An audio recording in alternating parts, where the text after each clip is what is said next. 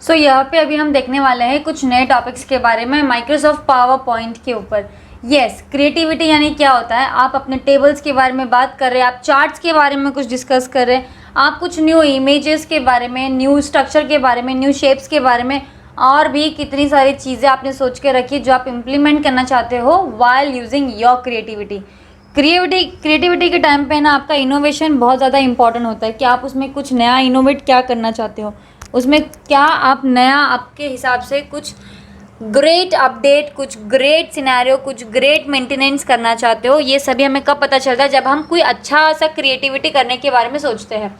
तो well yes, start करते हैं हम स्क्रीन व्यू के ऊपर कि कौन सी टॉपिक्स हम पहले देखेंगे। We are going to check out the first is tables. Tables को इंसर्ट करना, मॉडिफाई करना, डिलीट करना, टेबल्स में हम क्या क्या डेटाबेस पुटअप कर सकते हैं, मे भी नहीं कर सकते हैं, या कौन सी चीज़ों को याद भी रखना है। Let us start. ओके, मैं स्टार्ट मेन्यू में जाऊंगी and power point.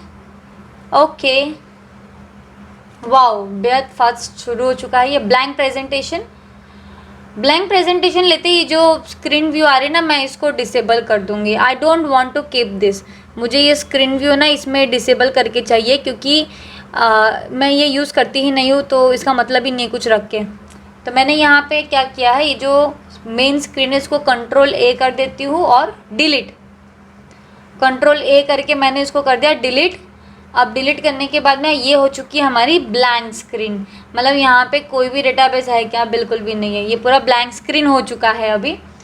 Late us go to the insert tab. मैं यहाँ पे इंसर्ट टैब में आके मैंने टेबल्स पे क्लिक किया है और यहाँ पे मुझे कुछ ऑप्शंस अवेलेबल है, जैसे कि इंसर्ट टेबल बोला गया है, ड्रॉ टेबल है और एक्सेल स्प्रेडशीट। एक्सेल का नाम क्यों आ गया है पावर पॉइंट में? एक्सेल तो डिफरेंट प्रोडक्ट है और PowerPoint is a different product. Let me tell you one more thing, Excel and PowerPoint दोनों भी है तो माइक्रोसॉफ्ट के ही। और एक्सेल बनता कैसे? Rows and columns which makes table. तो वेल यस, यहाँ पे आप एक्सेल स्प्रेडशीट्स भी यूज़ कर सकते हैं, लेकिन एकदम बेसिक देख लेते हैं पहले क्या है। आप यहाँ पे माउस कर्सर सिर्फ रोटेट कर रहे हो, क्या कर रहे हैं? सिर्फ रोटेट कर रहे हैं। मैंने अभी तक कुछ कंफर्म नहीं किया। कंफर्म अगर मैं कर भी रही हूँ तो यहाँ पे पूरा ऑरेंज टाइप का कनेक्शन हो जा रहा है और इधर ब्लू कलर का टेबल हाजिर है। लेकिन ये टेबल यूज़फुल है भी कि नहीं है? इतना बड़ा टेबल है कि हम करेंगे भी क्या? तो I am taking only this much. मैंने सिर्फ 2 रोज़ और बहुत सारे कॉलम्स लेने की कोशिश की है, या फिर मैं 2 कॉलम्स और बहुत सारे रोज़ ले रही हूँ। यहाँ पे मैंने इसको क्लिक कर दिया। फिर मुझे याद आता है कि अरे एक कॉलम और चाहिए था जो हम लेना भूल गए। ठीक है, अभी हमारे दिमाग में आया ऐसा, तो मैं वापस इंसर्ट सेक्शन में जाऊँगी, टेबल्स पे जाऊँगी और इसको मैं 3 कर दूँगी और ये सारा का सारा सिलेक्ट कर दूँगी और ओके कर दूँगी। तो देखो ये 3 पार्टीशन में आ गया है। ओके, तो ये एक नॉर्मल सिनेरियो है करके। अगर आपको टेबल इंसर्ट करना, हमने तो सिर्फ क्या देखा है, टेबल इंसर्ट। टेबल जब आप इंसर्ट करते हैं ना, तो ऑटोमेटिकली बाय डिफ़ॉल्ट आपके पास है ना ये डिज़ाइन और लेआउट एक दूसरे टैब्स भी ओपन हो जाते हैं, जो आपके डेटाबेस में काफ़ी यूज़फुल भी है और एक बहुत मैनरली तरीके से ये परफॉर्म करता है। हाउ? अब देखते हैं, यहाँ पे डिज़ाइन दिया हुआ है, लेआउट भी दिया हुआ है। डिज़ाइन मतलब क्या? बेसिकली कि आपको अगर टेबल में कुछ कलर्स चेंज करने हैं, कुछ फॉर्मेटिंग स्टाइल चेंज करनी है, टेबल्स को बॉर्डर करनी है, तो उसके लिए आप यूज़ करते हो। और लेआउट में क्या होता है कि टेबल के अंदर आप कुछ तो लिखोगे ना, या फिर एक रो या एक कॉलम ज़्यादा आ गया तो डिलीट करना, या फिर कम है तो ज़्यादा करना है। और जो भी कंटेंट आप लिखोगे तो उसको सेंट्रलाइज रखना है, लेफ़्ट में लेना है कि राइट में लेना है। ये सारी जो लेआउट्स होती है वो हम टेबल टूल्स के थ्रू स्टडी करेंगे यहाँ पे। So well, let us start. यहाँ पे मैंने एक बेसिक टेबल तो ले लिया, लेकिन अभी मुझे याद आता है करके कि ये तो ठीक है। बीच में मैं यहाँ पे लिखती हूँ it is a name, NAME, और यहाँ पे मैंने लिख दिया है टारगेट, और इस तरफ मैंने लिख दिया है सेल्स। ओके, अब टारगेट लिखा, सेल्स लिखा, नेम में मैंने लिखा है अश्विनी, डाउन एरो की, बाद में मैंने लिखा ऋतु, डाउन एरो की, एंटर बटन नहीं कर रही हूँ मैं, डाउन एरो की कर रही हूँ। फिर उसके बाद मैंने लिखा है किंजल, उसके बाद मैंने लिखती हूँ स्मिता, उसके बाद मैंने लिख दिया है श्रावणी, डाउन एरो की, और उसके बाद मैं लिखती हूँ सिड, उसके बाद मैंने लिख दिया युग। ये लिखने के बाद मैं टारगेट पे आती हूँ। पर target, okay let me skip this, I will go to the sales section. First मैं यहाँ पे एक नॉर्मली न्यूमेरिकल डेटाबेस लिख दे रही हूँ। पहले मैंने 2000 लिख दिया, फिर मैंने 4000 लिख दे रही हूँ, फिर 6000 लिख दे रही हूँ, फिर 5000 आ गया, फिर मैंने 4000 कर दिया, फिर 7800 कर दिया, फिर मैंने 1000 लिख दिया। एक नॉर्मली मैंने ऐसा एक डेटाबेस बना रही हूँ, ठीक है। अब टारगेट में ये जो सिंगल कॉलम हमें बचा है ना, मुझे इसके अंदर डबल कॉलम चाहिए। आप समझ रहे मैं क्या कह रही हूँ? मैं टारगेट के अंदर नहीं बोल रही, मुझे टारगेट के साथ साथ एक और नीचे, टारगेट तो एक ही सेक्शन रहेगा, ये सिंगल कॉलम ही रहेगा, लेकिन मुझे ना यहाँ पे इसके अंदर ये जो सिंगल कॉलम है इसके अंदर ना थोड़ा डबल कॉलम चाहिए, या फिर आपको ट्रिपल कॉलम चाहिए या 4 कॉलम चाहिए। तो कैसे करते, इस चीज़ को बोला जाता है स्प्लिट सेल्स। स्प्लिट सेल्स में आता है नंबर ऑफ रोज है 1, नंबर ऑफ कॉलम्स कितना रखना है, मैंने उसको बोला मुझे रखना है 2। ओके, तो देखो यहाँ पे क्या हो गया, अभी ये 2 कॉलम में डिवाइड हो चुका है, ठीक है। यहाँ पे एक लाइन आ चुकी है। अब मैं मान के चलते हूँ, यहाँ पे मैंने लिख दिया 500। एंटर बटन प्रेस करते हैं ना तो ये नीचे की तरफ स्प्लिट हो जाता है, और आपको इसलिए डाउन एरो की मैं बोल रही हूँ सिलेक्ट करने के लिए, ताकि वो इजीली आपके लिए काम करे। मैं रैंडम नंबर्स पिक कर रही हूँ करके कि इसके हिसाब से ना उसने अपना टारगेट ख़त्म किया है, क्योंकि जो भी सेल्स दिया हुआ था उसके बेसिस पे उनको टारगेट कंप्लीट करना था, इसलिए। अब यहाँ पे 500 to 1000 तक का टारगेट था, यहाँ पे 750 to 2000 तक का टारगेट था, एंड 578 से 700 का टारगेट था। एंड स्मिता का रैंडमली नंबर मैं पिकअप कर रही हूँ।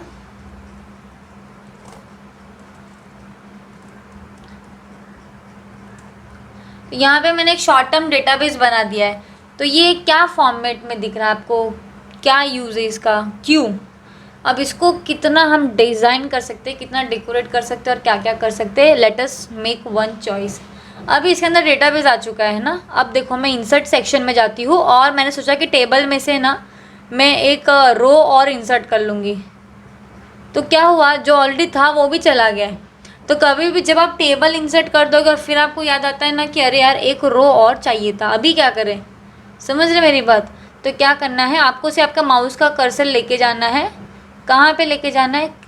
इधर साइड में ये जो पूरे सेक्शंस आप है, लेआउट ऑप्शंस के अंदर you have one option called insert above, insert below. तो मैं यहाँ पे अश्विनी के यहाँ पे क्लिक करके बोलती हूँ इंसर्ट अबाव, तो आ गया ऊपर। अगर मैं अश्विन के यहाँ पे क्लिक करके इंसर्ट बिलो, तो बिलो की सेक्शन पे आ जाएगा ये। तो ये इस तरीके से काम करता है। अब प्लस मैं यहाँ पे लिखना चाहती हूँ क्या, I want to write proper like Microsoft PowerPoint, ऐसा लिखना है, या फिर कोई भी डेटाबेस है तो सेल्स डेटा, मार्केटिंग डेटा, ऐसा कुछ तो लिखा हुआ रहना चाहिए। ऐसा मेरी चॉइस है यहाँ पे। तो मेरी चॉइस के हिसाब से मैंने क्या किया ना, इस चीज़ को सिलेक्ट कर दिया है पूरा का पूरा। एंड लेआउट ऑप्शंस में वी हैव कॉल्ड या मर्ज सेल्स। मर्ज सेल्स पे मैंने क्लिक करते हैं, यहाँ पे मेरे पास ऑप्शन में मैंने लिख दिया MICROSOFT, Microsoft power point. Okay, इस चीज़ को मैं कर देती हूँ सिलेक्ट, ये हो जाएगा मेरा सेंट्रलाइज्ड। मैं लेआउट ऑप्शंस में जाके इसको सेंटर पे पिकअप कर देती हूँ, तो ये सेंटर में आ चुका है। तो मैंने यहाँ पे आपको मर्ज सेल्स के बारे में भी बताया है, और डायरेक्शंस के बारे में भी आपको जानकारी यहाँ पे मिल रही है। तो यहाँ पे अभी हम लोग चेकआउट करने वाले हैं कुछ न्यू चीज़ों के बारे में। अब टेबल्स तो देख लिया, what is graphical representation of charts.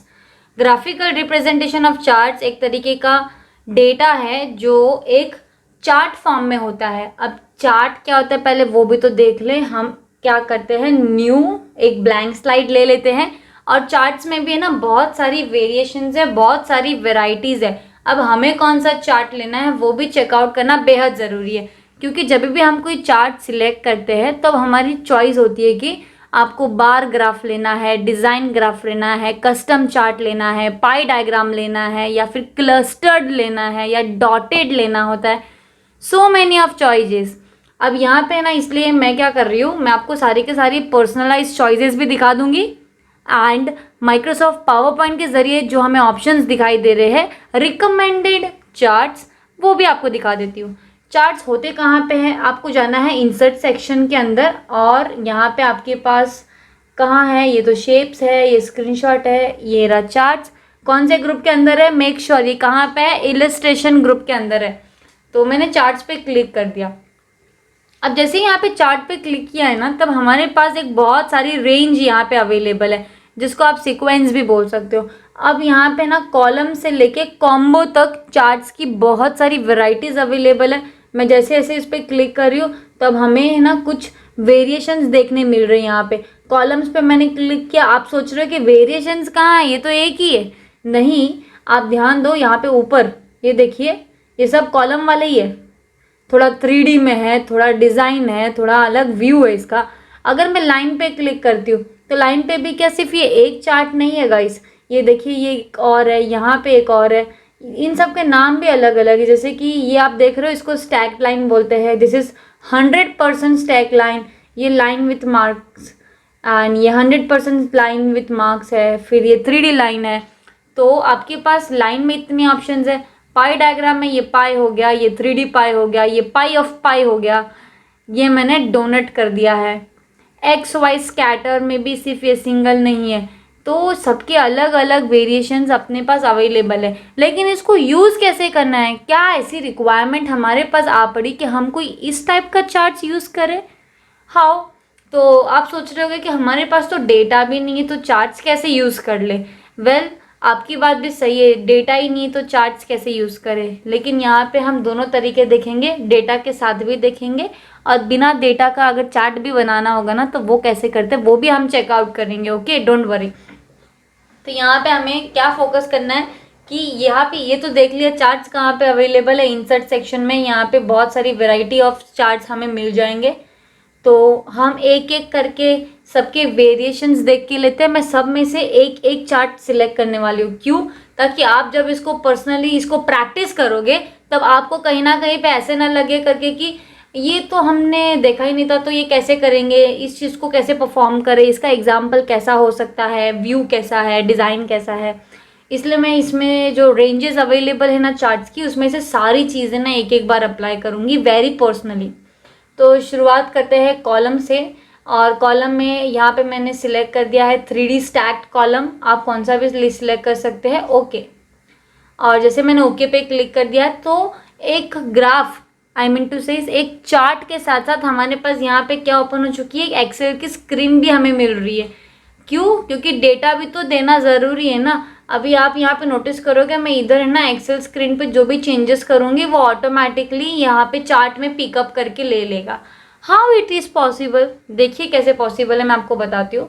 ये कैटेगरी 1 2 3 4 जो आप देख रहे हो, ये यहाँ पे जो क्लस्टर्ड आपके कॉलम्स है ना, यहाँ पे नीचे अवेलेबल है। मान के चलते मैं इधर है ना नाम देती हूँ मनीष, एंटर। मनीष के बाद मैंने नाम दिया है सचिन, एंटर। अब मैंने नाम दिया है राहुल, एंटर। आप देख रहे हो यहाँ पे नीचे चार्ट एरिया में भी चेंजेस हो रहा है। अभी मैंने यहाँ पे नाम दिया अभिषेक, एंटर। सीरीज 1, सीरीज 2, सीरीज 3, ये जो कलर कोड है ना उसके बारे में डिस्कशन चालू है। तो सीरीज 1 मैंने यहाँ पे मार्क्स दे दिया मैथ्स। फिर यहाँ पे मैंने बोल दिया ये है इंग्लिश, और यहाँ पे मैंने बोल दिया ये है हिंदी। अब मार्क्स तो 100 के अंदर अंदर होता है ना, अभी ये पॉइंट में तो मार्क्स हो नहीं सकता। यहाँ पे 10 में से तो हम दे नहीं रहे, हम एटलीस्ट 100 का एवरेज तो समझ के चलते।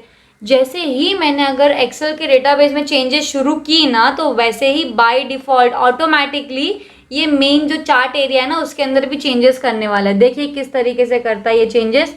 मैं ना यहाँ पे वैल्यूज़ लिख के एंटर बटन प्रेस करते जाऊँगी, आप मेन डेटा पे फोकस करते जाइएगा। मैं एक्सेल डेटा के अंदर चेंजेस कर रही हूँ। I am starting now.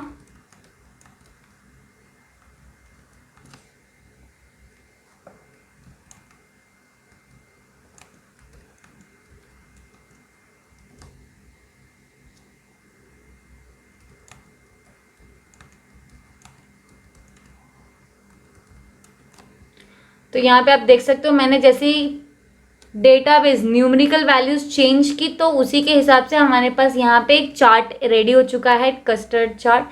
अभी आपको ऐसा लग रहा है करके कि अरे यहाँ पे तो 4 स्टूडेंट्स के ही नाम है, मुझे तो और भी इंक्लूड करना है। तो मान के चलते मैंने यहाँ पे एक नाम और इंक्लूड कर दिया जिसका नाम है राजवीर। एंटर। तो देखो यहाँ पे ऑटोमेटिकली आ चुका है और आपको सिर्फ मार्क्स पुटअप कर देना है वहाँ पे।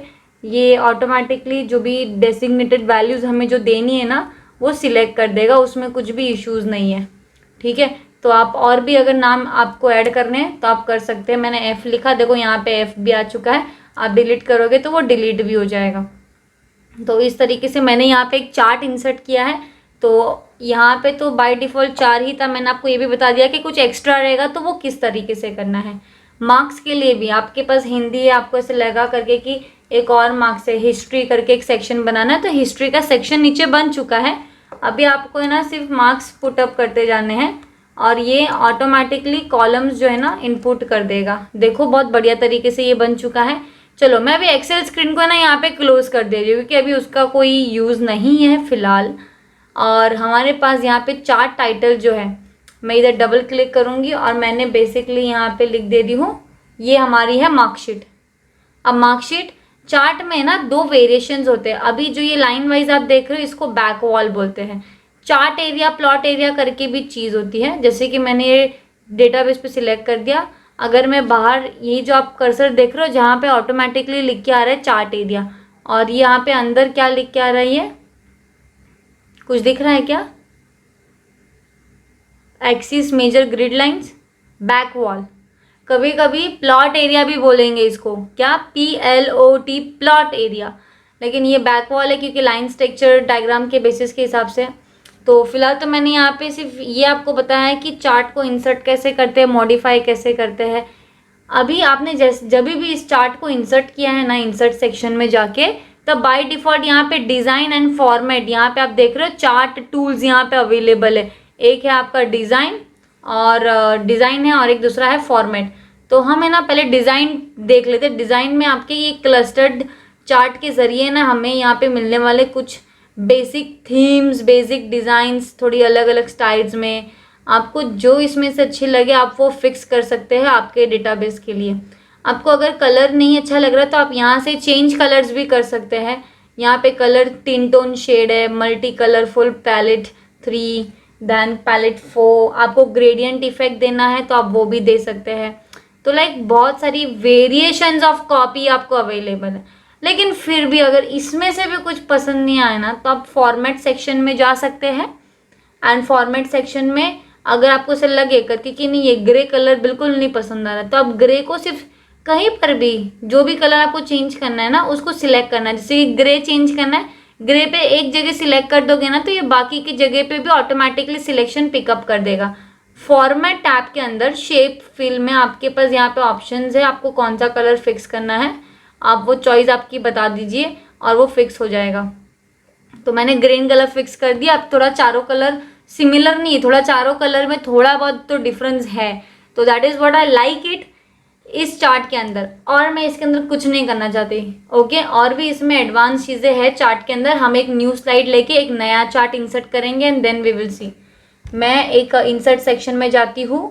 Okay, I take a new blank slide और चार्ट सेक्शन में आती हूँ। अब मैं देखती हूँ लाइन एरिया में।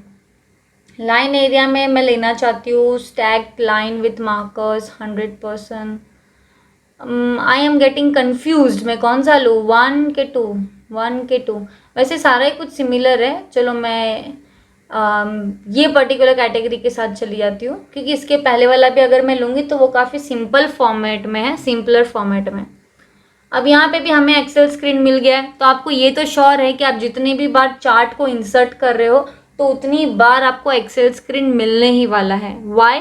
क्योंकि आप डेटाबेस कहाँ पे पुटअप करेंगे, एक्सेल स्क्रीन तो आपको चाहिए ही चाहिए, बिकॉज आप डेटाबेस इनपुट करने के लिए एक्सेल स्क्रीन ही आने वाली है बार बार। तो यहाँ पे सीरीज 1 2 3 हमें मिल गया, कैटेगरी 1 2 3 4 मिल गया। लेकिन हमें तो पता है ना कि 4 के अलावा भी हम और कैटेगरीज इंक्लूड कर सकते हैं, और सीरीज़ 1, सीरीज़ 2, सीरीज़ 3 के अलावा भी हम और सीरीज़ ले सकते हैं। तो बाय द वे अभी इस टाइप के चार्ट में हम करेंगे क्या करेंगे, what we will do. Okay, मैं पहले तो इसको नाम दे देती हूँ। कोई भी चीज़ों को नाम देना बेहद ज़रूरी है। जब तक हम नाम नहीं देते ना तो हमें भी कुछ फाइनलाइज नहीं होता कि इस इसका क्या करें हम? So let me think. I am going to give names as, मैंने यहाँ पे नाम दे दिया है कोटक, SBI, कैनेरा. यस, अब ये बैंक के नाम है, सही बात है, ये बैंक्स के नाम है. यहाँ पे देखो नीचे चार्ट एरिया में भी दिखा रहा है ये वैल्यू 4.4 में कोटक, SBI, कैनेरा. यस, ये चारों मैंने बैंक के नाम दिए हैं.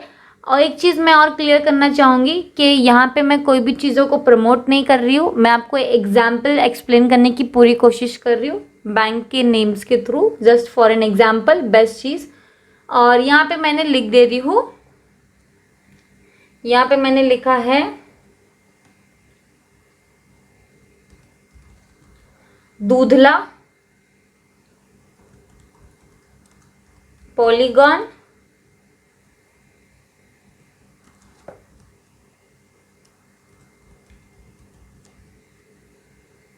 Clean science. यस, ये कुछ रिसेंटली स्टॉक्स के नाम थे तो जो मैंने यहाँ पे लिख दिया है.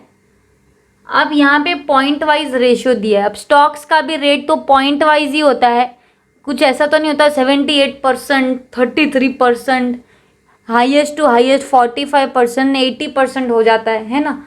तो पॉइंट में होता है हमेशा आंसर. तो मैं यहाँ पे करती हूँ 45.7, एंटर. फिर मैंने किया 35.0, एंटर. फिर मैंने सोचा अभी लिखती हूँ 23.9. फिर मैंने यहाँ पे लिखा 56.9. अभी कोटक का पॉलीगॉन, मैंने एक जस्ट नॉर्मल डेटाबेस बनाने की पूरी कोशिश कर रही हूँ. मैंने यहाँ पे लिया 67.8. फिर उसके बाद मैंने लिया 34.8. और अभी यहाँ पे मैं लेती हूँ 78.4. फिर मैंने लिया है 56.2. ओके, अब बचा है क्लीन साइंस. यहाँ पे मैं लेती हूँ 79.4. फिर मैंने सोचा 91.6. फिर मेरे दिमाग में आया 58.9. फिर मेरे को ऐसा लगा इट शुड बी 39.9. तो यहाँ पे मैंने 3 डिफरेंट स्टॉक रेट्स बना दिए. आपको चाहिए तो आप एक और बैंक इंक्लूड कर दो. मैंने जैसे कर दिया है IDBI. तो यहाँ पे IDBI भी बन चुका है. स्टॉक सब नीचे है. चलो पहले हम यहाँ पे रेटिंग्स दे देते हैं, क्योंकि हम तो बेसिक डिज़ाइनिंग बना रहे हैं, हमें कोई एक्चुअल डेटाबेस के बारे में थोड़ी ना डिस्कस करना है कि क्या सिनेरियो चल रहा है स्टॉक्स में. अभी ऊपर यहाँ पे नाम तो दे दो ये कौन सा स्टॉक है. मैंने यहाँ पे वैल्यूज़ तो IDBI की दे दी. और भी आपको अभी स्टॉक्स ऐड करना है तो वो भी कर सकते हैं. आपको जितनी बैंक्स इसमें ऐड करनी है वो भी करिए. चलो अभी मैं ना एक्सेल डेटा को यहाँ पे क्लोज कर दे रही हूँ, क्योंकि अब मैं इसको नाम दूंगी चार्ट टाइटल के इधर. I want to give name as stock updates. ठीक है, अभी यहाँ पे मैंने नाम दे दिया स्टॉक अपडेट्स. आपको भी पता चल गया कि चार्ट्स इंसर्ट करने के टाइम पे डिज़ाइन एंड फॉर्मेट टूल्स यहाँ पे ओपन है. डिज़ाइन में आपको जो डिज़ाइन व्यू यहाँ पे अच्छी लग रही है तो वो डिज़ाइन आप पिकअप कर सकते हैं आपके डेटाबेस के लिए. ये बेसिकली बाय डिफ़ॉल्ट ये डिज़ाइन हमारे पास अवेलेबल है. आप चाहे तो इसको ब्लैक में भी ले लीजिए, थोड़ा सिल्वरेटेड लाइन वाइज ले लीजिए, एक प्रॉपर डॉटेड स्ट्रक्चर में लेना है, थोड़ा सा शेडेड फॉर्म में रखना है, कंप्लीटली योर चॉइस. ओके, तो मैंने यहाँ पे एक वैल्यू इंसर्ट कर दिया. और ये बार अगर मुझे कलर्स भी चेंज करना रहेगा तो you can change the colours also. ये थोड़ा सिमिलर कलर हो गया, पहले वाले ज़्यादा अच्छा है. आई गो टू फॉर्मेट. अगर आपको पर्टिकुलरली ग्रे कलर पसंद ही नहीं आया तो आप ग्रे को सिलेक्ट करके पूरा का पूरा चेंज कर लीजिए. It's completely upon your behalf. दूसरी बात, इसमें और क्या नया सीख सकते हैं, ये है चार्ट एरिया और ये है प्लॉट एरिया. इसके पहले जो हम लोग ने किया था वो था बैक वॉल था. हमारे पास एक होता है चार्ट एरिया, एक होता है प्लॉट एरिया. यहाँ पे जो नेम वगैरह देख रहे हो ना, तो इसको सीरीज बोलते हैं. जहाँ पे SBI कैनेरा लिखा है वो सब क्या हॉरिजॉन्टल एक्सिस बार हो गया, और ये क्या है हमारा वर्टिकल वैल्यू एक्सिस हो गया.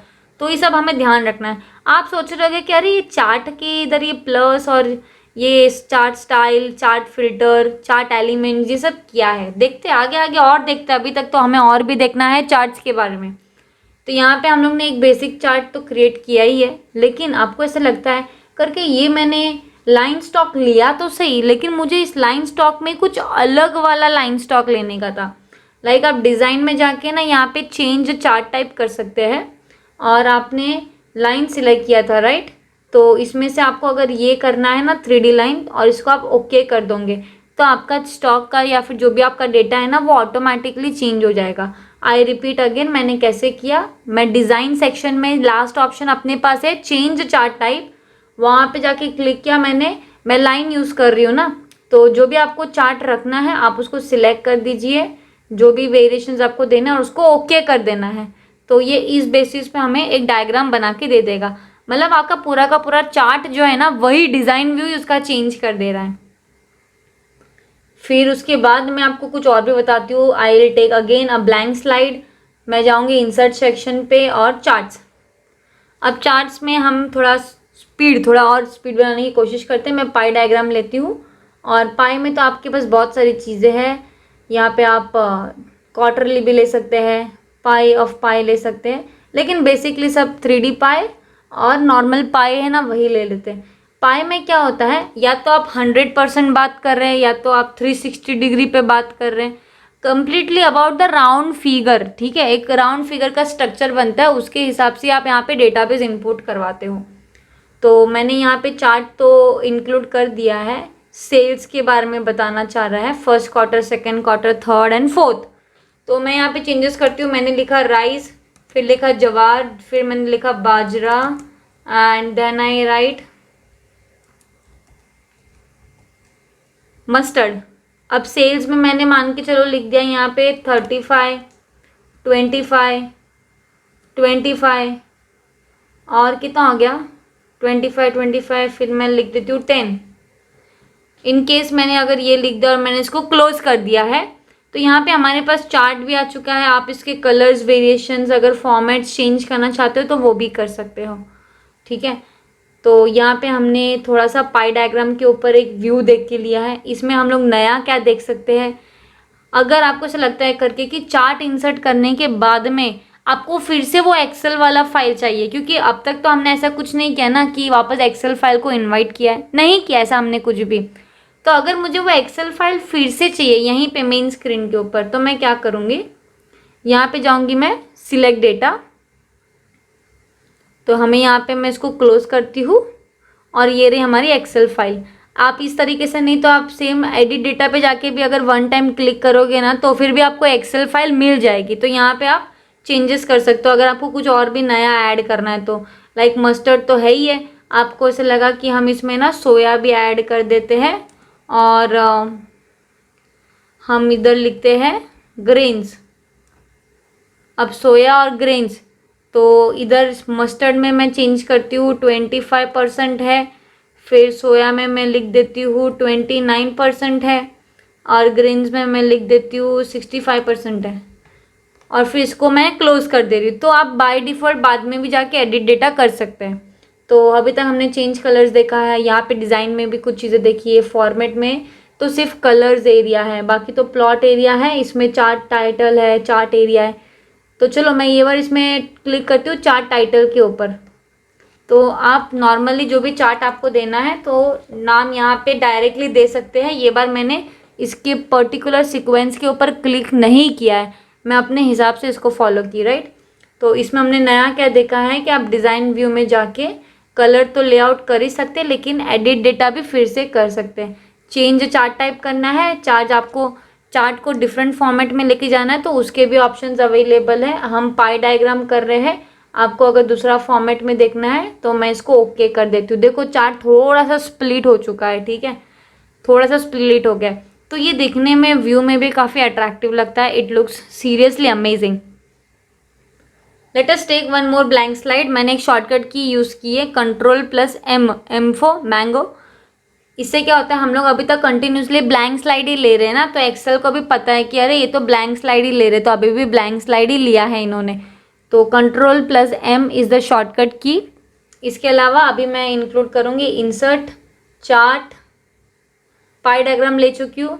बार डायग्राम सिमिलर है किसके थ्रू, कॉलम डायग्राम के जैसा। एरिया थोड़ा एक बार लेके ट्राई करना चाहूँगी मैं। ओके, यहाँ पे भी एक्सेल फाइल ओपन है। यहाँ पे आप देख रहे हो डेट वाइज डेटा है, डेट वाइज मतलब मान के चलते आपने कौन सी डेट को कितना काम किया है, महीने के हिसाब से देखो 5, 6, 7, 8, 9। तो हम यही डेट्स अगर रखें, लेकिन वैल्यूज़ में चेंज करना चाहूँगी 2002, 2002। यहाँ पे आप चीज़ों को मैक्सिमाइज़ नहीं कर पाओगे, आप सिर्फ स्क्रीन को बड़ा कर सकते हो लेकिन इसको मैक्सिमाइज़ नहीं कर सकते, ठीक है। तो मैंने अगर डेट चेंज कर रही हूँ, जैसे कि मैंने यहाँ पे लिखा is equals to today, bracket open bracket close enter. तो आज की डेट के बारे में बता रहा है। फिर मैं लिखती हूँ is equals to date, year मैंने डाल दिया 2021, कॉमा मंथ डाल रही हूँ मैं 07, कॉमा मैंने इधर लिख दिया है 3, ब्रैकेट क्लोज एंटर। तो यहाँ पे डेट दिखा रहा है वो। फिर इसमें मुझे अगर बेसिकली भी अगर ऐसे मैं रैंडमली भी चेंजेस करूँगी ना तो फिर भी यहाँ पे दिखाएगा, कोई उसमें बिग ग्रैंड इश्यूज नहीं है। वो तो मैं आपको 2-3 तरीके बता रही थी डेट फॉर्मेट में इंक्लूड करने का। बाकी अगर मुझे यहाँ पे नहीं चाहिए तो आप सिलेक्ट करके डिलीट भी कर सकते हैं। और सीरीज़ 1, सीरीज़ 2 मैं यहाँ पे लिखती हूँ। ये था हमारा परचेस और ये था हमारा सेल्स। अब परचेज और सेल्स के हिसाब से मान के चलते मैंने यहाँ पे लिख दिया है 4500, एंटर। अब मैं यहाँ पे लिखती हूँ 3800, एंटर। उसके बाद मैंने लिखा 2950, एंटर। परचेज था लेकिन सेल्स हो गया है 4500 में से हमारा सेल्स हुआ 3800, इसमें से हमारा सेल्स हुआ 3500, 2950 में से हमारा सेल्स हुआ 2500। अब मैं इसको करती हूँ क्लोज।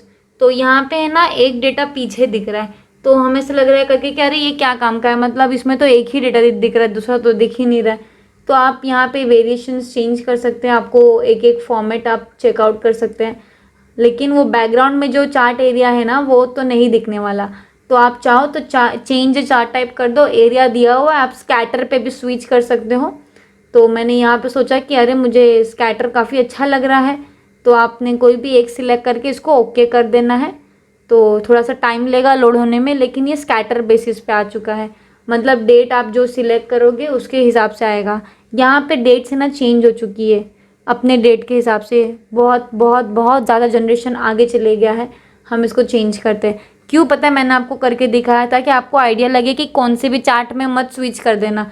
जो एरिया है ना, जो आपने एरिया सेक्शन लिया है ना, उसी में आप स्विच कर सकते हो, ताकि आपको डेटाबेस थोड़ा हाईलाइट करके बताए प्रॉपर स्ट्रक्चर फॉर्मेट में।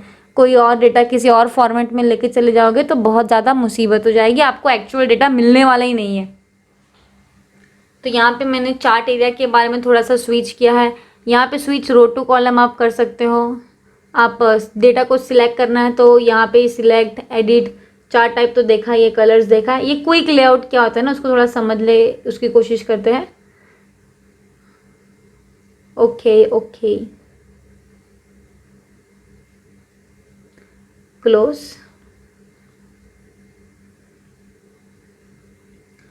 तो इसको हम सिलेक्ट कर देते हैं। अगेन हम जाते हैं डिज़ाइन में एंड क्विक लेआउट।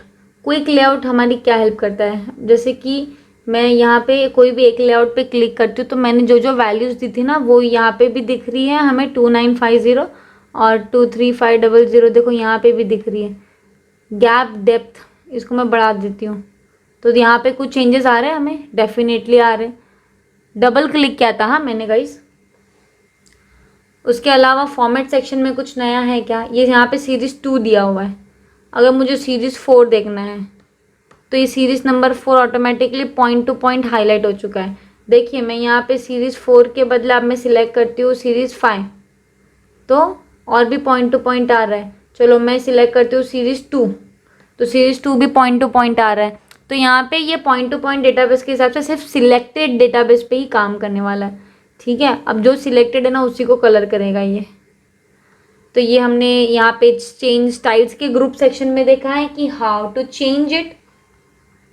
इसके अलावा और क्या चार्ट्स है, लेट अस सी। मैं कंट्रोल M कर चुकी हूँ 2 बार। अब मैं जाती हूँ इंसर्ट सेक्शन में ऑन चार्ट एरिया। हमने एरिया देखा। एक्स वाई स्कैटर जो है ना, ये लाइन सेक्शन के रिलेटेड में है। आप जो स्टॉक्स या जो भी रेट्स वगैरह निकालते हैं मार्केट प्राइस के अकॉर्डिंगली, तो ये एक्स वाई स्कैटर और पाई सिमिलर है दोनों के एक दूसरे से। मैप थोड़ा डिफरेंट है, ये एक ही है, इसको मैं ओके करके एक बार देखना चाहूँगी। ये लोड हो रहा है। Wow, amazing, seriously. तो ये है ना, पॉपुलेशन रेट वाइज डिफाइन करने में काफ़ी हेल्पफुल है और काफ़ी इजी भी है। आप बात करो population rate, literacy rate, education rate, food जो खाने की चीज़ें होती हैं ना, उसमें भी रेट्स डिसाइड होते हैं। फ्लावर्स पे भी डिसाइड होते हैं, फ्रूट्स पे भी डिसाइड होते हैं, राइस व्हीट पे भी डिसाइड होता है कंट्री के हिसाब से। ये अपना जो रिसेंटली हम सब ने जो पैंडमिक टाइम फेस किया था, कोविड, तो ये भी ग्राफिकल रिप्रेजेंटेशन के थ्रू बताया जाता है। तो मैं यहाँ पे बताने वाली हूँ अकॉर्डिंग टू लिटरेसी रेट। ठीक है, तो मैं यहाँ पे नाम दे देती हूँ पहले कि मैं बता रही हूँ क्या, लिटरेसी रेट। ओके, और ये लिटरेसी रेट मैंने यहाँ पे यूनाइटेड स्टेट्स में मैं देना चाहती हूँ 20%। मैं कोई भी कंट्रीज़ को ज़्यादा प्रमोट या डिमोट नहीं कर रही हूँ, मैं अपनी अपनी पर्सनल चॉइस के हिसाब से मैं बता रही हूँ। मैंने मैक्सिको में यहाँ पे दे दिया है 12%। उसके बाद मैं ब्राज़ील में देती हूँ, अच्छा यहाँ पे ऊपर तो कुछ आया ही नहीं है, मैं 12%। फिर ब्राज़ील में मैं देना चाहती हूँ 22%। अर्जेंटीना में मैंने देना है 13%। उसके बाद मैंने दे दिया 60, नहीं कुछ ज़्यादा ही है, 17%। चाइना में थोड़ा ज़्यादा ही देना पड़ेगा क्योंकि ऐसी ऐसी बीमारियां होती है वहाँ पे, तो पता नहीं इतना दिमाग कहाँ से आ जाता है। दैट्स कम्प्लीटली फाइन, बहुत बढ़िया है, 12%। इंडिया में तो I am belonging from India, let us give 30%। Enter Sweden भी हम देते हैं हमारी पर्सनल चॉइस के हिसाब से 18%। और फ्रांस को मैंने दे देना है 18%। फ्रांस को मैंने दे दिया है 12%। नामीबिया इज़ लाइक कंट्री, बहुत दिमाग वाले होते हैं, बहुत ट्रिकी किस्म के लोग होते हैं वहाँ पे, पर्सनली मैंने देखा है। तो चलो कोई बात नहीं, a part of just talks. तो मैंने यहाँ पे रेट्स दे दिया, मैं इसको करती हूँ close. Data needed to create your map chart will be send to Bing, I accept. अब मैंने ये आई एक्सेप्ट जैसे ही कर दिया ना, आप देख रहे हो चार्ट तो यहाँ से चला ही गया है। अभी आया, ये कलर हो क्या है, इसमें ना कलर चेंजेस हो गए लोकेशन के हिसाब से। ठीक है, अभी आपको अगर पर्टिकुलरली कोई सिलेक्टिव डेटाबेस के ऊपर काम क्या करना है ना, तो ऐसा पॉसिबल नहीं है। आप सिर्फ एक्सेल डेटा में ना और भी कंट्रीज़ के नाम लिख लिख के है ना इसमें ऐड कर सकते हो, लेकिन उसके लिए आपको कंट्री का नाम पता होना चाहिए। मैंने कंट्री का नाम सुना था, लेट अस चेक वो है क्या इसके अंदर। मैं ना इसको यहाँ पे लिखती हूँ MALI, माली, और मैं माली कंट्री को दे देती हूँ 23%। Enter, close. तो कुछ हाईलाइट हुआ है क्या, इसके पहले मैंने देखा तो नहीं, लेकिन we need to check. By powered by Bing के ज़रिए पे ये चार्ट रेट बना है, फॉर्मेट डेटा सीरीज़। यहाँ पे हमारा प्लॉट एरिया है, चार्ट एरिया है, दोनों भी एक दूसरे से मिलता जुलता है। जहाँ पे मेन चार्ट होता है ना, ये जो मेन अपना जो मेन चार्ट है उसको प्लॉट एरिया बोलते हैं, और जो प्लॉट एरिया के बाहर होता है ना, जहाँ पे चार्ट टाइटल और सब कुछ लिखा हुआ रहता है, उसको चार्ट एरिया बोलते हैं। दोनों अलग अलग चीज़ है, तो उसको हमें याद रखना है। लेकिन सीरियसली बहुत ब्यूटीफुल दिख रहा है ये। आप यहाँ पे चार्ट्स की जो डिज़ाइन है वो चेंज कर सकते हो। मैंने इंडिया को सबसे ज़्यादा दिया है कलर, इसलिए यहाँ पे डार्क ब्लू दिखा रहा है। आप पर्सनल चॉइस है आपकी, आपको जो कलर देना आप यहाँ से सिलेक्ट कर लीजिए। चार्ट टाइप को चेंज करना है तो मैप को अगर आप स्टॉक में लेके चले जाओगे या किधर भी दूसरे जगह पे, तो ट्री मैप पे दिखा रहा है, रेडर पे भी दिखा रहा है, सरफेस आप ले नहीं सकते। तो मैंने क्या सोचा, मैं ट्री मैप ले लेती हूँ, क्योंकि ट्री मैप, रैडर और ये सारा जो है ना सिमिलर बेसिस पे काम करता है। वाओ, तो यहाँ पे चेक बॉक्स बन चुके हैं। कहीं ना कहीं पे अगर ये माइक्रोसॉफ्ट ने हमें इतने सारे चार्ट के ऑप्शंस दिए हैं तो ये यूज़ होता है, इसलिए दिया गया है। इतनी ब्यूटीफुल डिज़ाइंस के साथ में, इतना मस्त डेटाबेस स्ट्रक्चर के साथ में। आपको करना है कि आपको बस इतना याद रखना है कि हम जब सीखते तब हमें बहुत कुछ याद रहता है, लेकिन जब हम इम्प्लीमेंट करते, इम्प्लीमेंटेशन का जब टाइम आता है ना, तब हमारे दिमाग से ना कुछ चीज़ें आउटडेटेड हो जाती हैं। मेक श्योर कि आपको उस टाइम पे भी सारी चीज़ें याद रहे। तो यहाँ पे मैंने चार्ट टाइटल तो आप देख सकते हो, मैंने कितना सारा आपको बता रही हूँ डिज़ाइन व्यूज़ के हिसाब से। तो ये तो मुझे बहुत अच्छा लगा, ये वाला जो चार्ट हमने अभी इंसर्ट किया है ट्री मैप के हिसाब से, दिस इज़ वेरी ब्यूटीफुल। अभी अगर आप 2013-16 यूज़ करें तो शायद आपको उसके अंदर है ना इतनी सारी एडवांस फंक्शन नहीं भी मिल रही है, लेकिन आप अपना जो MS ऑफिस है उसको अपडेट कर लीजिए, 2019 पे अपडेट कीजिए, या फिर ऑफिस 365 उस पर अपडेट कर लीजिए। आपको बहुत सारी चीज़ें, न्यू चीज़ें उसमें पता चलेगी और आपको यूज़ करने मिलेगा। तो आपकी पर्सनल चॉइस है, लाइक आपको अगर इतनी एडवांस चीज़ें अगर यूज़ करने, थोड़ा तो अपडेट रहना ही होगा आपको। तो ये हमने देखा है एक और चार्ट टाइप के बारे में। चलो एक और चार्ट वेरिएशन देखते हैं हम। यहाँ पे रैडर ट्री मैप तक पहुँच गए। सनबर्स्ट यहाँ पे किस काम का है? Sunburst scientific type of chart diagram है, बहुत मिनिमम कंडीशंस पे यूज़ होता है ये sunburst. Histogram, box and wicks curve, waterfall, funnel, combo, नाम के हिसाब से आप सोच सकते हो। वाटरफॉल यानी वाटर रेडिएशंस फाइंड आउट करने के लिए, funnel underground depth find out करने के लिए, सनबर्स्ट भी, हिस्टोग्राम भी थोड़ा बहुत सिमिलर है, आपको डेटा बस इनपुट करना और चार्ट आपके लिए हाजिर है। लेकिन फिर भी मैं एक चार्ट लास्ट यहाँ पे क्रिएट करूँगी, क्योंकि मुझे ना एक और चीज़ बहुत इंपॉर्टेंटली बताना है आपको। मैंने फनल लू के कॉम्बो लू, आई एम गेटिंग कन्फ्यूज। कॉम्बो तो कॉलम और लाइन डायग्राम के थोड़ा सिमिलर है, मिक्सचर है ना उसका, कॉलम और लाइन डायग्राम का देखो मिक्सचर जैसा है। तो हम लेते हैं वाटरफॉल और इसको हम करते हैं ओके, और एक्सेल हाजिर है अपने पास। Oh my god, okay series 1 series 2 जो माइनस में दिया है ना, माइनस में, तो उसका मतलब वो डाउन है। डाउन मतलब उसका जो ग्राफ है नीचे की साइड होगा, और जो पॉजिटिव वैल्यूज़ है मतलब 100, 20, 50 ये सब पॉजिटिव वैल्यूज़ हैं। फिर लास्ट में 70 और 140 भी पॉजिटिव है। बीच में है ना -40 -60 दिखा हुआ है, दैट इज़ नेगेटिव वैल्यू। तो मैं यहाँ पे वैल्यूज़ को कुछ भी चेंजेस नहीं करूँगी, आपको करना है आप करिए। आप मैं यहाँ पे आपको दिखा देती हूँ। मैंने इसको, चलो मैं इसको ना 90 कर देती हूँ, ताकि आपको इसे लगे करके कि हमने थोड़ी बहुत चेंजेस की है। ओहो 990 हो गए तो, और -70 है ना, तो मैं यहाँ पे क्या कर देती हूँ ना, मैं इसको माइनस कर देती हूँ। ठीक है, ये प्लस था, मैंने अभी इसको माइनस कर दिया है, -70 कर दिया मैंने। तो इसका -70 का डेटाबेस भी नीचे आ गया होगा। अभी वाटरफॉल के हिसाब से मैं बताना चाह रही हूँ, पता है क्या, मैं मुंबई के कुछ लोकेशंस के नाम लिख रही हूँ। कैटेगरी 1 सबसे ज़्यादा बारिश लिख दिया मैंने, विरार। कैटेगरी 2 सबसे कम बारिश, मरीन लाइंस। कैटेगरी 3 एकदम मीडियम जैसा है, मैं लिख देती हूँ बैंड्रा। कैटेगरी 4 माइनस, बारिश इतनी है कि बोल ही नहीं सकते, एक जगह है नाला सोपारा। कैटेगरी 5 सबसे टॉप लेवल पे अगर हो रही है तो मैं यहाँ पे नाम दे देती हूँ पुणे। कैटेगरी 6 में मैं नाम देती हूँ पनवेल। इधर मैं नाम देती हूँ सायन। इधर I can give Dadar. Okay, मैंने कुछ लोकेशंस के नाम लिए हैं, और यहाँ पे मैं लिख देती हूँ रेंज। इसको कर दे रहे मैंने क्लोज। तो यहाँ पे डेटा ग्राफ आप देख रहे हो कितना मस्त दिख रहा है, like increase decrease total, increase decrease total.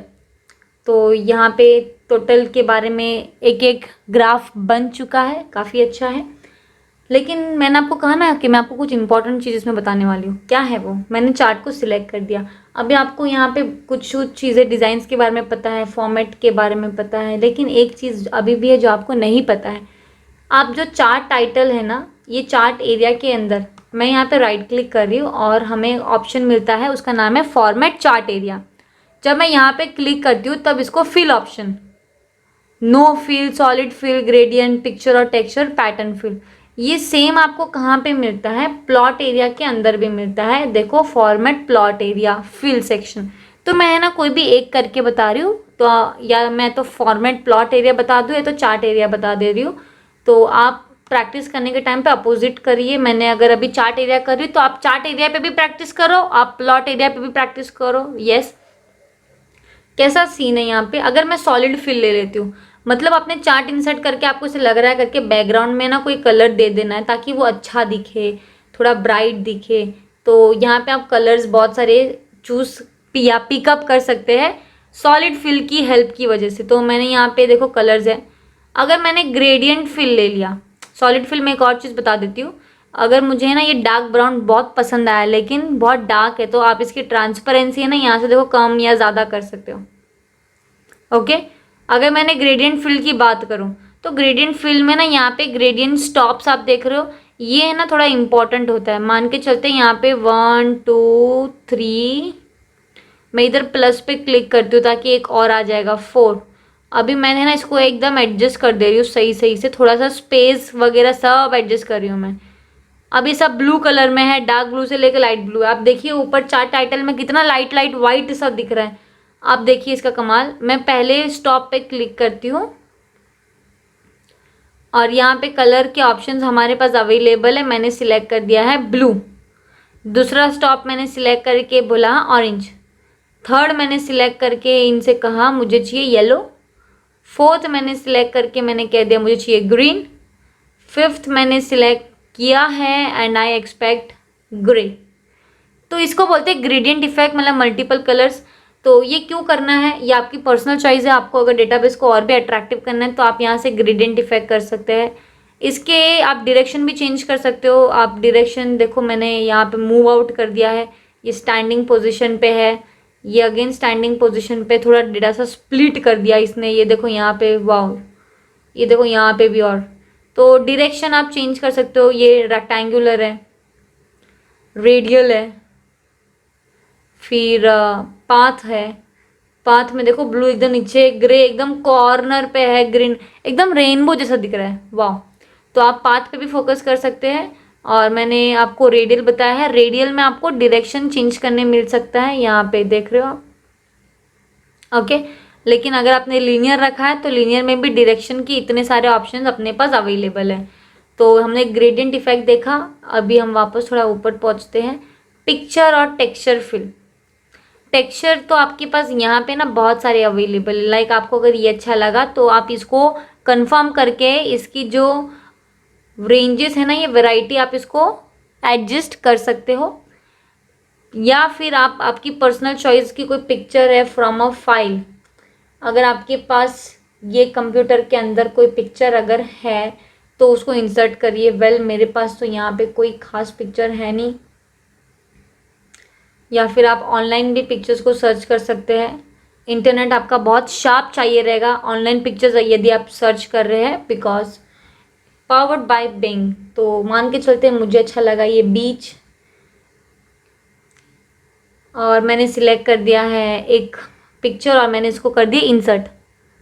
और यहाँ पे अभी ये इंसर्ट हो चुका है, वाओ। मैं इसको ट्रांसपेरेंसी कम ज़्यादा करके ना इसको एडजस्ट कर सकती हूँ and it looks so beautiful. तो यहाँ पे मैंने चार टाइटल एक कर दिया है, पिक्चर और टेक्सचर में इंसर्ट। अब आप सोचोगे करके कि इंसर्ट तो किया, लेकिन आपको ऑनलाइन पिक्चर्स का ऑप्शन है ना अपडेटेड पावर पॉइंट में दिखाएगा, ठीक है। ओल्डर वर्जन्स में आपको फ्रॉम अ फाइल मिल सकता है, आइकन्स भी मिल सकता है, डिपेंड्स आप कितना एडवांस वर्जन यूज़ कर रहे हो। ओके, तो ये एक चीज़ हो गई यहाँ पे, इसको हम क्लोज करते हैं। एक और है पैटर्न फिल। पैटर्न में ना हमारे पास बहुत सारे यहाँ पे पैटर्न्स है माइक्रोसॉफ्ट पावर पॉइंट में, जो 13, 16, 19 सब में सेम है, यही पैटर्न्स है, इसमें कुछ कम ज़्यादा नहीं है। आप पैटर्न्स के कलर्स भी चेंज कर सकते हैं और ये बहुत कम यूज़ होते हैं, लाइक वेरी रेयरली। बहुत सारे लोग पैटर्न्स को अवॉइड करते हैं बिकॉज इसमें इतना कुछ अट्रैक्टिव नहीं दिखता, बट स्टिल आपकी चॉइस है। आपको अगर लगता है कि नहीं जो आपने बनाया उसके साथ ये सूटेबल है तो आप पैटर्न फिल करिए। ऑटोमेटिक के हिसाब से तो कुछ भी नहीं है, ठीक है। और नो फिल में कोई कलर नहीं है। तो यहाँ पे हमने एक थोड़ा सा डिज़ाइन के बारे में देखा है जो है रिलेटेड टू चार्ट्स। और इसमें मैं आपको क्या बताना चाहती हूँ, क्रिएटिविटी में हमने टेबल्स देखा है, चार्ट्स भी देखा है। तो चलिए इसमें मैं एक और स्लाइड इंसर्ट कर देती हूँ, कंट्रोल एम करने के बाद में एक ऑप्शन अवेलेबल है हमारे पास जिसको बोलते हैं स्मार्ट आर्ट। स्मार्ट आर्ट क्या होता है? It is your smart art में है ना, अपने पास यहाँ पे बहुत सारी वेरिएशंस देखो यहाँ पे भी अवेलेबल है। इसमें से आप कोई भी एक स्मार्ट आर्ट व्यू पिकअप करिए और उसके साथ अपना क्रिएटिविटी शुरू कर दीजिए। हाउ, कैसे पॉसिबल है ये? स्मार्ट आर्ट में ऐसा भी क्या क्रिएटिविटी है? Let me tell you very clearly कि आप कभी भी या फिर कोई भी जब स्मार्ट आर्ट को हम सिलेक्ट करते हैं, स्मार्ट आर्ट व्यू के बारे में अगर सोचते भी है, तो ये काम किस बेसिस पे करता है, किस तरीके से करता है? आई विल टेल यू कि अगर मैंने स्मार्ट आर्ट में एक साइकिल जो है ना सिलेक्ट कर दिया कोई भी, तो यहाँ पे ये एक चार्ट हमने जो इंसर्ट किया था ना उसी की तरह काम करता है। ये आपके इधर मैंने अगर लिख दिया है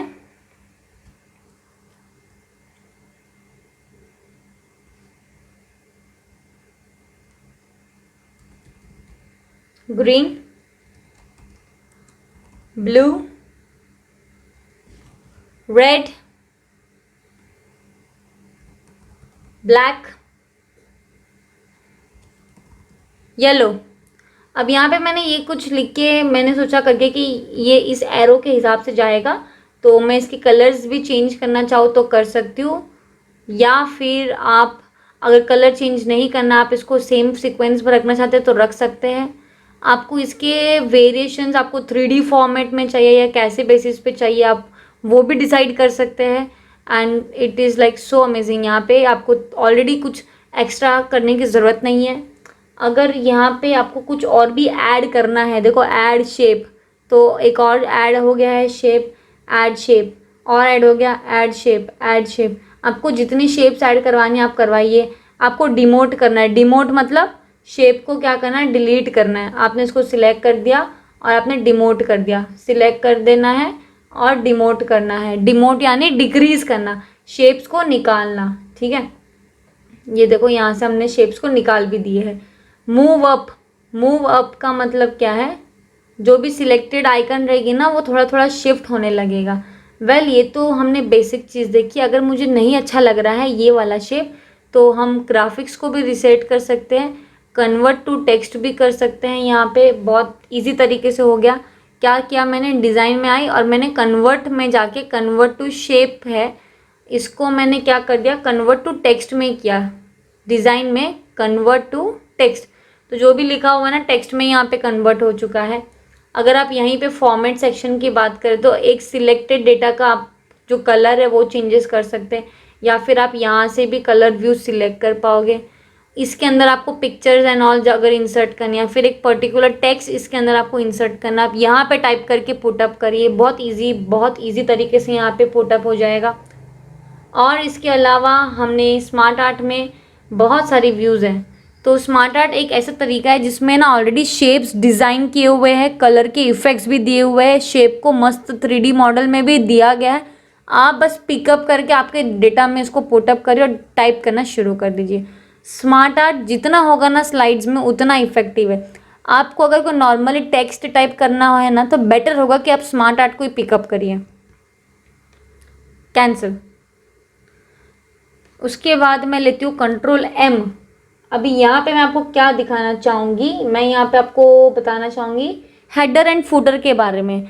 हेडर एंड फुटर ये है ना अपने इंसर्ट सेक्शन में होता है। देखिए हेडर एंड फुटर, अब मैंने हेडर एंड फुटर पे क्लिक कर दिया है।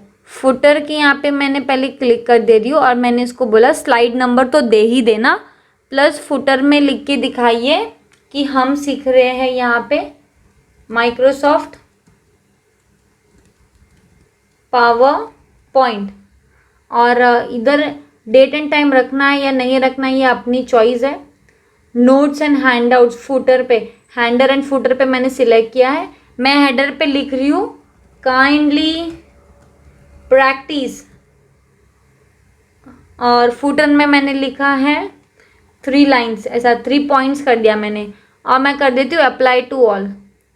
तो यहाँ पे जितनी भी अपनी स्लाइड्स है, तो मैं स्टार्टिंग से देखूंगी। इधर लिखा है माइक्रोसॉफ्ट पावर पॉइंट और 1।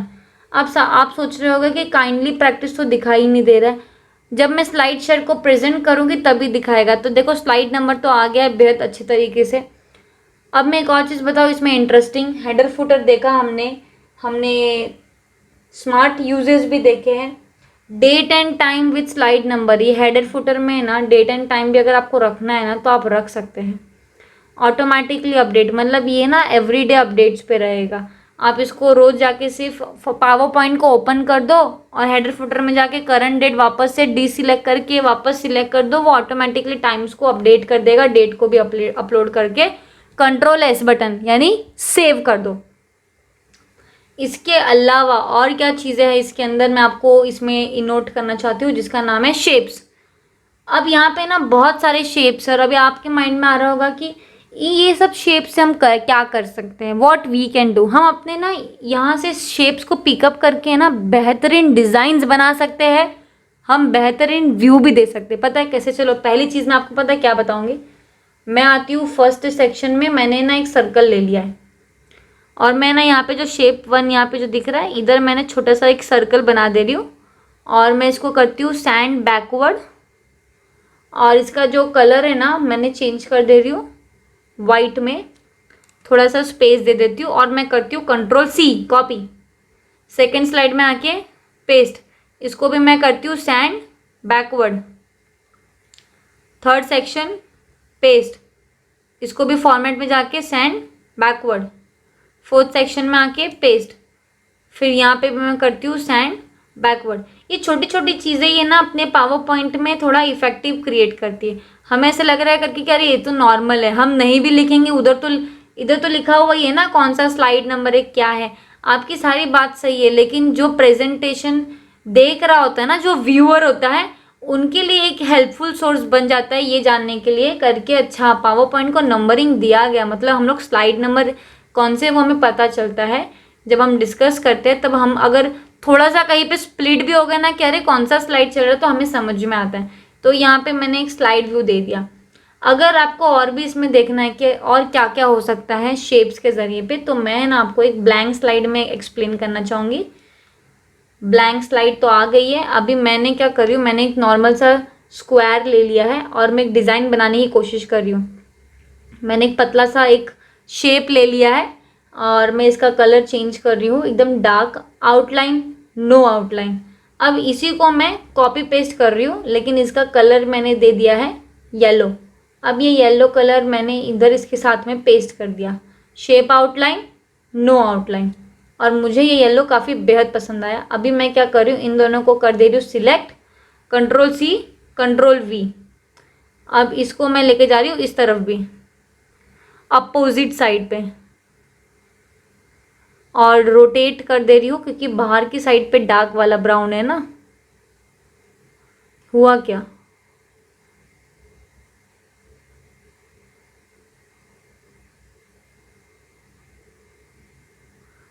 Okay okay, rotate rotate rotate, cool. तो मैंने यहाँ पे इसको फिक्स कर दे रही हूँ स्लाइड को। अब ये एक बेसिक हो गया।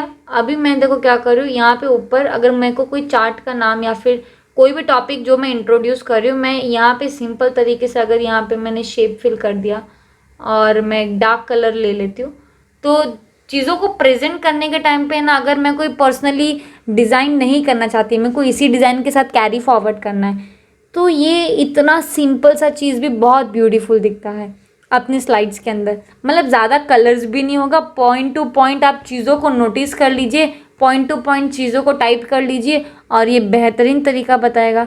मैं एकदम शेप्स और इफेक्टिव वाली पावर पॉइंट्स कैसी होती है, मैं पावर पॉइंट स्लाइड आपको इसके साथ अटैच करके दे दूँगी, तो आप मॉड्यूल के साथ साथ वो पावर पॉइंट के शेप्स एंड ऑल भी दे सकते हैं। मैं और भी आपको चीज़ें बताती हूँ इसमें हम और क्या क्या कर सकते हैं। मैंने एक और शॉर्टकट की कंट्रोल एम प्रेस कर दिया है, मैंने फ्रेम सिलेक्ट की है और यहाँ पे कॉर्नर से मैं एक फ्रेम सिलेक्ट कर रही हूँ, पिक कर दिया मैंने।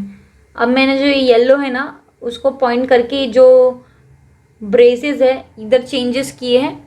आप क्या करोगे, शेप फिल में जाके आपने सिर्फ कलर चेंज कर देना है, शेप आउटलाइन, नो आउटलाइन। आपको अगर उसको इफेक्ट्स भी देना है ना तो आप इफेक्ट्स भी दीजिए, आप शेडो दीजिए, शेडो ज़्यादा अच्छा लगेगा। देखिए शेडो देने पे ना उसका चेंजिंग थोड़ा डिफरेंट हो जाता है। आप देखिए ये डार्क ब्राउन नहीं है, ये सिर्फ नॉर्मल ब्राउन है, आप अगर मेन स्क्रीन पे देखोगे। और देखिए जैसे ही मैं है ना शेडो में जाके ये जो इनर सेक्शन है तो वो डार्क ब्राउन क्रिएट कर देता है and it is seriously amazing. तो मैंने डार्क ब्राउन किया, कंट्रोल डी प्रेस कर दिया है। ओके, अब मैं यहाँ पे भी सेम चीज़ देना चाहती हूँ, मैंने इसको रोटेट कर दिया है। शिफ्ट बटन को प्रेस करके रखिए ताकि आपको एग्जैक्ट रोटेशन मिलेगा, और इसको यहाँ पे फिक्स कर दिया। अब फिक्स करने के बाद में यहाँ पे आप देख रहे हो एक नॉर्मल सा इनोटेशन मिल रहा है हमें, और इधर आपको अगर कुछ टॉपिक के नाम भी लिखने तो आप लिख सकते हैं। मतलब यहाँ पे आपने टॉपिक को इंट्रोड्यूस कर दिया, टॉपिक नंबर 1 क्या है, फिर इधर कोई पिक्चर एंड ऑल इंसर्ट करनी है बेसिकली। तो वो कैसे करते हैं, लेट अस चेक आउट। हम इंसर्ट सेक्शन में जाएंगे, एक पिक्चर आपको दिस डिवाइस मतलब कंप्यूटर के अंदर पिक्चर है कि नहीं है, या फिर ऑनलाइन पिक्चर्स जाके भी आप चेक कर सकते हैं। जो भी पर्टिकुलर पिक्चर्स आपको लेनी है आप वहाँ पे सिलेक्ट करिए और एक पिक्चर सिलेक्ट करके इसको इंसर्ट कर देनी है। तो ये आपके स्लाइड में एक पिक्चर्स भी इंसर्ट करता है, एक मैंने शेप्स भी ले लिया है, हेडर फुटर भी डाल दिया है, और ये बहुत ही ज़्यादा पावरफुल तरीके से काम करता है। मैं बार बार ये पावरफुल वर्ड क्यों यूज़ करती हूँ, क्योंकि ये पावर पॉइंट प्रेजेंटेशन में ना छोटे छोटे शेप्स से ही हम बहुत बड़ी बड़ी क्रिएटिविटी कर सकते हैं। अगर आपको ऐसा लग रहा है करके कि नहीं ये तो बहुत ही मैनुअल चीज़ें है, इससे क्या पॉसिबिलिटीज़ है, guys let me tell you one more thing कि छोटी छोटी जो हम एक्टिविटीज़ परफॉर्म करते हैं ना, यही कहीं जाके एकदम लार्ज और एनलार्जिंग चीज़ों के बारे में प्रोडक्टिव डेटा बनता है। ओके, तो यहाँ पे एक पिक्चर इंसर्ट अब तो हुई नहीं, मैं इसको कैंसिल कर देती हूँ, शायद इंटरनेट वीक होने की वजह से ये नहीं हो रहा है। और एक स्लाइड हम डिज़ाइन करके देखते हैं, कंट्रोल M। मैं बहुत बेसिक चीज़ें इसमें बता रही हूँ, क्यों पता है, क्योंकि हम जितना बेसिक चीज़ें इसमें डिज़ाइन करेंगे ना उतना ही मस्त दिखता है। ये मस्त दिखने का मतलब उतना ही अट्रैक्टिव दिखता है। अब मैंने यहाँ पे एक, अगर आपको कुछ टॉपिक का नाम लिखने का है तो आप टॉपिक का नाम इसके अंदर लिखिए। ये देखिए इनोटेशन आपने चेंज कर दिया, और शेप फिल आपने येलो कर दिया है इसको, और shape outline no outline. Topic का नाम फॉर एग्जांपल मुझे यहाँ पे देखना है कि मैंने लिखा प्रेजेंटिंग व्यूज़, कंट्रोल A, ताकि आपको वो हैंडराइटिंग स्टाइल भी अगर चेंज करनी तो यहाँ पे आपके पास अवेलेबल है। होम सेक्शन में जाके आप इसकी हैंडराइटिंग स्टाइल को इंक्रीज कर सकते हैं। ठीक है, अब ये तो बन गई, लेकिन एंडिंग पार्ट में जैसे कि मैंने एक और स्क्वायर ले लिया है और मैं क्या कर रही हूँ, यहाँ पे एकदम शॉर्ट टर्म पे डेटा बना दे रही हूँ, और मैंने इसको कर दिया सेंड बैकवर्ड, और शेप फिल को मैंने दे दिया है एकदम light blue, shape outline no outline. देखिए ये भी कुछ ज़्यादा अट्रैक्टिव कम नहीं है, क्यों, क्योंकि आपने थोड़ा सा भी अगर शेप्स इंट्रोड्यूस कर देते हो ना तो it looks a very good manner. अगर आपको कुछ भी नहीं करना है ना, फिर भी एटलीस्ट राइट क्लिक करके फॉर्मेट बैकग्राउंड, तो यहाँ पे आपको solid fill, gradient fill, picture और टेक्सचर, पैटर्न फिल भी मिलेगा। पता है लोग है ना स्लाइड्स में ऐसा शेप्स तो डालते ही है, देयर आर 50-50% ऑफ चांसेस। 50% लोग क्या करते हैं, शेप्स डालते हैं और अपने स्लाइड्स को डिज़ाइन करते हैं। 50% ऑफ पीपल डिज़ाइन की हेल्प लेते हैं, और 50% ऑफ पीपल है ना यहाँ पे फिल ऑप्शन, पिक्चर और टेक्सचर पे काम करते हैं, क्योंकि texture looks more amazing than giving the shapes और समथिंग एल्स। तो लेकिन चॉइस है, डिपेंड्स आपका टॉपिक क्या है उसके हिसाब से आप यहाँ पे इंसर्ट करें। तो मैंने आपको इस पर्टिकुलर मॉड्यूल में क्या क्या चीज़ें के बारे में एक्सप्लेन किया। It is about tables, it is about pictures, मैंने शेप्स, स्मार्ट आर्ट्स, देन हमने चार्ट्स के बारे में भी देखा है। एक और चीज़ देख लेते हैं जिसको बोलते हैं स्क्रीनशॉट। मोबाइल में हम स्क्रीनशॉट क्यों लेते हैं, जब कोई पर्टिकुलर डॉक्यूमेंट को हम सेव नहीं कर पाते या डाउनलोड नहीं कर पाते तब स्क्रीनशॉट करते हैं। वैसे ही कंप्यूटर में एक ऑप्शन है स्क्रीनशॉट, जिसको हम लोग बोलते हैं स्क्रीन क्लिपिंग। इतना याद रखिए कि जो भी बैकग्राउंड में चालू रहेगा ना डेटा, वही आने वाला है। तो मान के चलते मैंने अगर इसको सिलेक्ट कर दिया, डबल क्लिक, और इसको आप सिलेक्ट कर दिए, एरिया के हिसाब से उतना आ चुका है। अगर मुझे अपना डेस्कटॉप, ये जो मेन डेस्कटॉप है वही अगर स्क्रीनशॉट लेना है तो ठीक इसी के ऊपर आप आपका जो पावर पॉइंट है ना उसको चालू रखिए, और आप क्या करना है, इंसर्ट सेक्शन में जाइए, स्क्रीनशॉट पे क्लिक कर दीजिए, स्क्रीन क्लिपिंग। अब ये पूरा ब्लर हो जाएगा। आपको इसमें से जो भी कंटेंट लेने का है आप उसमें से ले लीजिए। पिक्चर्स इंसर्ट करने के बाद में you have variations of copy, आपको किस बेसिस पे अलाउ करना है या नहीं करना है, आपको आपकी इमेजेस को फ्रेम्स देना है नहीं देना है, तो ये पिक्चर्स के रिलेटेड सिर्फ एक ही टूल है, पिक्चर टूल, जिसको फॉर्मेट भी बोलते हैं। पिक्चर का जो कलर है वो बहुत ज़्यादा डार्क है तो आप उसको लाइट भी कर सकते हैं। पिक्चर को आपको कुछ करेक्शंस करने हैं तो आप वो भी यहाँ पे अलाउ कर सकते हो। ओके, तो ये हमने पिक्चर के बेसिस पे देखा। कुछ क्रॉप करना है तो आपके पास फॉर्मेट ऑप्शन यहाँ पे अवेलेबल है। आप इसको बेसिक तरीके से काफ़ी अच्छे तरीके से इसको क्रॉप भी कर सकते हो, लाइक दिस। ओके, तो ये हमने क्रॉप कर दिया इस चीज़ को। आपको अगर इसको कुछ आर्टिस्टिक इफेक्ट्स देना है, मैंने एकदम बेसिक सा इमेज लिया, आपके पास कोई भी बेस्ट इमेज हो आप उस चीज़ को सिलेक्ट करिए। आपको अगर पिक्चर को बॉर्डर भी देनी है तो दैट इज़ ऑल्सो अवेलेबल। अब ब्रिंग फॉरवर्ड और सेंड बैकवर्ड में क्या फ़र्क है, जैसे कि अभी ये इधर है ना, तो हम क्या करेंगे, इसको थोड़ा ऊपर होना चाहिए, तो हम क्या करते हैं इसको ब्रिंग फॉरवर्ड, तो ये पिक्चर आगे आ जाएगी। अभी ये क्या करिए, ये पिक्चर इसके पीछे जा रही है, इट इज़ गोइंग बैकवर्ड। तो अब मुझे आगे चाहिए तो हम इसको क्या करेंगे, ब्रिंग फॉरवर्ड। तो ये थोड़ा ब्रिंग फॉरवर्ड सेंड बैकवर्ड का जो वेरिएशंस है ना, उसको थोड़ा याद रखने का है। वाई, बिकॉज कि हमें ना एक स्लाइड के अंदर 5 से 6 पिक्चर्स तो ले ही लेते हैं, लेकिन हम ये भूल जाते हैं कि अरे उसको यूज़ किस बेसिस पे करें, हाउ। तो इस चीज़ को याद रखिए, दैट्स इट। और इसमें और भी हमने बहुत सारे टॉपिक्स देखने हैं आगे। Let's move forward.